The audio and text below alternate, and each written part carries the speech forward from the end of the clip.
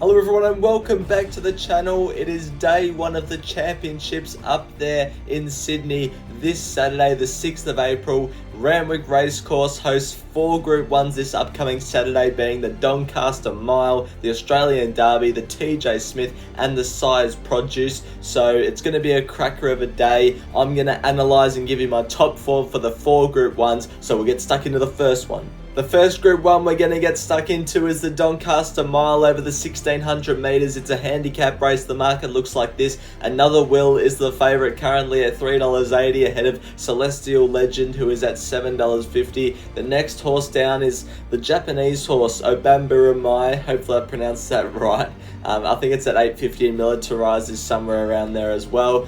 This was a last start replay of Celestial Legend and Militarized. It wasn't last start for Militarized, but it was for Celestial Legend. This was the Randwick Guineas, where Celestial Legend settled 3 wide no cover around that final turn and still managed to win. Shows signs of a really good horse. Gets 5 kilos off Militarized for this run. So with those two things in mind, I think Celestial Legend has to be the more favoured out of those two horses heading into Saturday. The other replay we're going to take a look at is of Another Will. This was its win last week in the Doncaster Prelude over the 1500 metres, settled on speed and didn't ever look like getting beat. Got a lot of favours on this occasion, and compared to the rest of the day, just would have liked to seen them run a better time, but it's a very progressive horse, and I wouldn't be surprised to see it win on Saturday, but it's drawn the car park, so I'm against it. I'm with Celestial Legend on top. I just think he's a really exciting 3-year-old,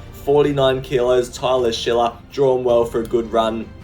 I reckon he's the one to beat. I'm having him on top ahead of, well, I've forgotten my top 4 now. I think it's Kovalika. I just think he experienced a bit of second up syndrome last start. Was good first up behind Fearson, and I think third up now.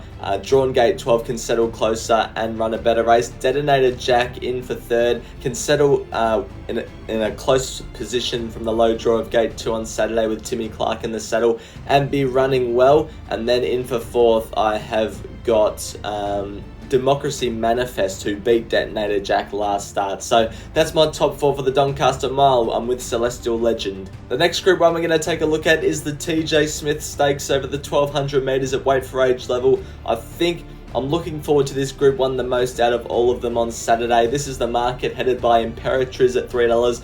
$3.64 I Wish I Win, $8.50 for Sunshine in Paris, and the rest are at double figures.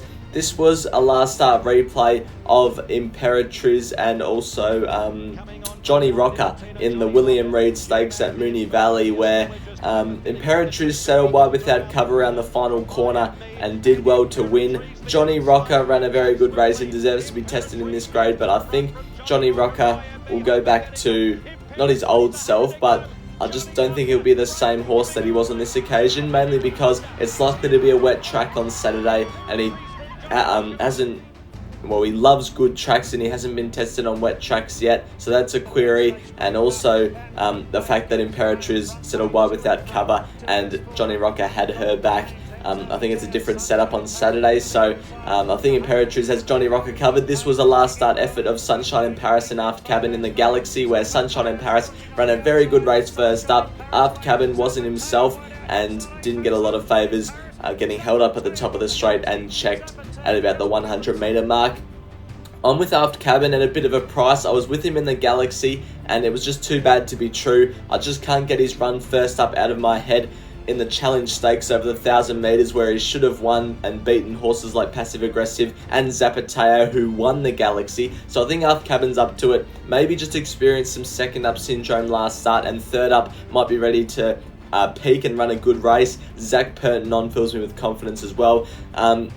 Nothing against Imperatriz. I think she can win. Maybe off the 2-week backup onto a heavy surface. Likely heavy surface may not be a go, and making the trip up to Sydney as well may be against her, but she can overcome that because she's a superstar. Sunshine in Paris in for third. May experience second up syndrome like Aft Cabin, but if it can repeat what it did first up, it'll be running well, and I Wish I Win I think he's too short on Saturday, but class might get him through. I'm with Arth Cabin at a bit of a price to bounce back in the TJ Smith, and I also like Imperatriz. The next Group 1 is the Australian Derby over the 2400 metres. The market looks like this. Riff Rocket is the $3.20 favourite ahead of Zardozi, the only filly in the race, at $4, $6.50 for Tom Kitten, I was about to say Aft Cabin, $7.50 for Y-Mark on the week back up, $9 for Seal Wolf, and the rest are double figures. So there's 6 horses that come out of this form line,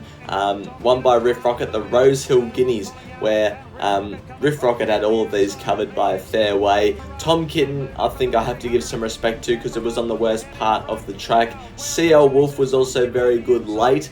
I couldn't find room for it in my top 4 though, so have to stay tuned to who's in my top 4. We're also going to take a look at the last start effort of Zardozi, which was last week in the Vinery Stud Stakes behind Orchestral, where it was up to the 2,000 metres from the 1,500, peaked late and I reckon needed the run. Now off the week back up to the 2,400 metres, I think can be well suited. I just keep thinking in my head, Godolphin already have Tom Kitten in the race. They can target Zardozi and an easier race next week, the Australian Oaks, but they've decided to put it off the week back up into the Australian Derby against the boys when they've already got a good chance in Tom Kitten in the race. That just screams to me like this horse is going really well and we think it'll be cherry ripe for Saturday. So I'm with Zardozi on top. I reckon the filly can upset the boys. In for second, Riff Rocket has to be respected. He's Riff Rocket. Tom Kitten in for third, can improve. From gate 3 on Saturday, should be getting a good run and has won on heavy ground before. And Ganbare in for fourth for the Waterhouse Bot stable. Last year, Waterhouse Bot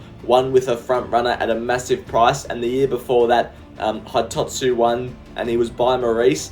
Ganbare is by Maurice, so I had to throw Ganbare in my top 4, and you should all have him in your quaddie if the Australian Derby is a quaddie leg. That's how I'm seeing the Derby though. I'm with Zardozi. The last Group 1 to take a look at is the Group 1 size produce stakes over the 1400 metres for the 2-year-olds. Storm Boy is the favourite at $2.50 at the moment, ahead of Lady of Camelot at $4, Manals at $6.50, Traffic Wardens at $7, Coleman's at $9. This was a last start look at the Golden Slipper, featuring all 5 favourites at the moment. So Lady of Camelot wins the race. Coleman was very good, but probably peaked on its run late. Not sure about 1400 with him. Traffic Warden and Manal I want to be following. Through the line they were really good, and Storm Boy was probably in one of the worst parts of the track, but still I would have expected a little bit more from Storm Boy judging off his recent efforts, but he was only second up, whereas a few of these other horses have been third and fourth up and cherry ripe, so Storm Boy may have more improvement to come. I'm with Traffic Warden on top. No disrespect to the Gay Waterhouse and Adrian Bott stable, but with the amount of Golden Slipper winners they train, they haven't trained a size produce winner since Piero, so I think they're a bit of a Golden Slipper special, and then other trainers are better getting their horses ready for the size produce. That's why I'm with Traffic Warden on top. I think he can settle closer from gate 3 than what he was in the Golden Slipper, and Jamie Carr goes back on, in which Jamie Carr won on him 2 starts ago at Flemington in the size produce. Our size produce over the 1400 at Flemington. In for second, I've got Lady of Camelot. Was really good through the line in the Golden Slipper. Looks to map on speed on Saturday for Blake Shin and run well.